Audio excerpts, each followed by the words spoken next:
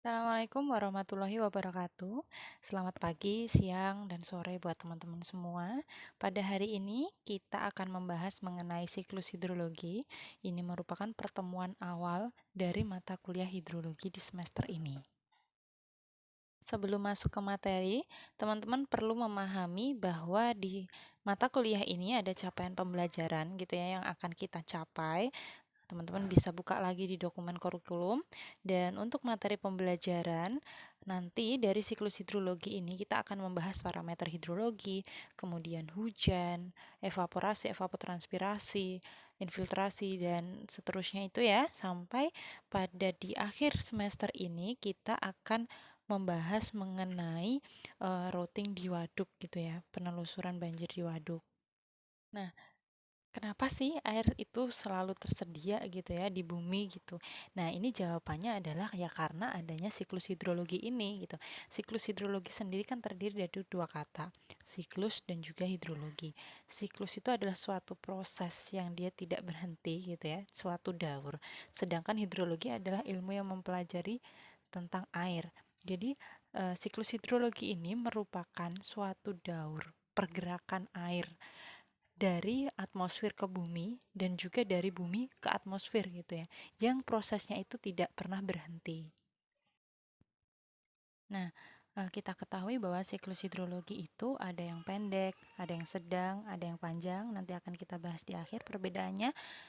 Nah, dan siklus ini dimulai dari adanya pengaruh panas matahari.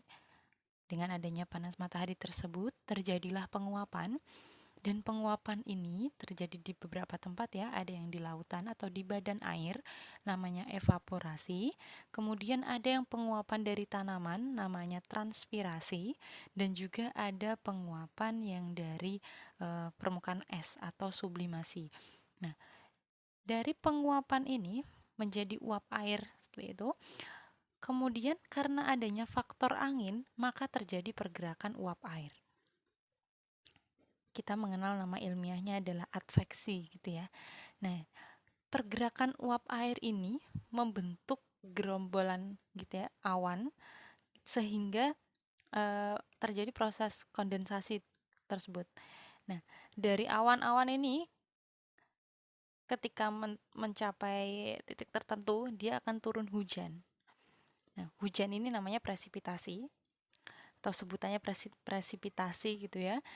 Air itu akan kembali lagi ke bumi. Nah, dari hujan ini kan ada yang masuk ke dalam tanah, infiltrasi. Masuk lagi lebih dalam ke aliran tanah namanya perkolasi itu ya, menjadi aliran air tanah ya, atau kita sebut groundwater gitu ya. Kemudian ada juga yang dia mengalir di permukaan, namanya runoff, dan kembali lagi ke laut gitu. Jadi proses ini tuh terjadi berulang dan terus-menerus gitu ya. Terus-menerus sehingga ini tadi yang menyebabkan kenapa air itu selalu ada gitu. Nah, kemudian dari siklus yang kompleks ini ya, yang tadi saya bilang ada tiga, ada siklus pendek, sedang, dan panjang. Nah, siklus pendek itu adalah yang terjadi di area lautan gitu. Jadi adanya panas matahari, kemudian terjadi evaporasi atau penguapan, terjadi proses kondensasi, kemudian hujannya itu di area lautan. Nah, yang kedua sedang ini terjadi di lautan dan juga daratan di pinggir lautan. Jadi prosesnya dari panas matahari, kemudian terjadi penguapan, adanya kondensasi, kemudian terjadi pergerakan air menjadi ke daratan gitu ya, terjadi hujan, dan di sini ada aliran yang infiltrasi tadi, kemudian run off sehingga dia kembali ke lautan lagi. Kalau siklus panjang seperti yang awal tadi ya, penjelasan secara umum tadi, dia itu terjadi di area lautan, kemudian bergerak ke daratan, kemudian bergerak lagi ke pegunungan, lebih panjang lagi. Sehingga di sini ada faktor-faktor lain yang tidak ada di siklus pendek dan siklus panjang. Siklus pendek dan juga siklus sedang gitu ya. Karena ada faktor di pegunungan tadi. dari siklus hidrologi yang tadi kita bicarakan gitu ya, secara matematis gitu ya, kita bisa menuliskan seperti yang tertampil gitu, bahwa suatu input, ini neraca ya, konsepnya neraca air, eh, sama dengan output plus minus dari penyimpanannya gitu ya. Nah, kalau kita berkaca dari siklus hidrologi tadi, kita mengetahui ya bahwa nilai input atau nilai hujan dia akan sama dengan air yang eh, terjadi di infiltrasi, kemudian ada yang diperkolasi, evapotranspirasi, kemudian aliran permukaan atau runoff, dan juga kalau ada yang dia tersimpan di tanah. Nah, prinsip inilah, prinsip neraca air atau keseimbangan air inilah yang akan kita gunakan untuk analisis-analisis selanjutnya gitu ya. Nah, dan di setiap parameter ini, parameter hujan, kemudian parameter yang lainnya juga, yang inilah yang akan kita kaji gitu. Misalnya dari parameter hujan, kita akan mengetahui berapa besarnya hujan yang terjadi, kemudian dari situ berapa lama hujan ini terjadi. Dari situ kita akan bisa menentukan intensitas hujan.